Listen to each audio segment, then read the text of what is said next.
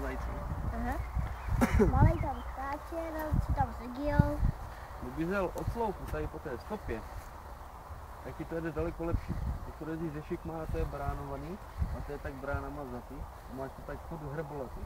Kdybys měl rovno od sloupa tady tak na mě, přímo za sloupem, jak se otočíš a pojedeš rovnou na mě, tak pojedeš daleko líp, jak tady to tvoje tápí.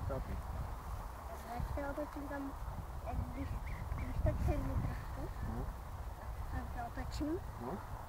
Pojede. Pak máš jít rovno na mě, tak jak stojím já, tak jak kdybys si chtěl přijet se podívat a vidíš mě a máš jít rovno a jedeš tady pod krásný kolej. Bude ti to lepší. Tak pojede tam Lajková, Lašine. Ne, jak se otočí za sloupem, tak tady takhle rovno vede pěkná kolej. To když pojedeš, přímo na mě, to pojede daleko líp, než když jedeš ze šikma, nebo když se tady tak jdeš.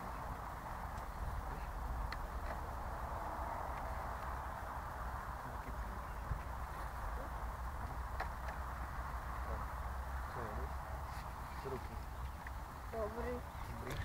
Udělej takový menší kolečko, Ryšo. Dokud ten foťák... Menší kolečko. No, tak aby se z mě otočil a...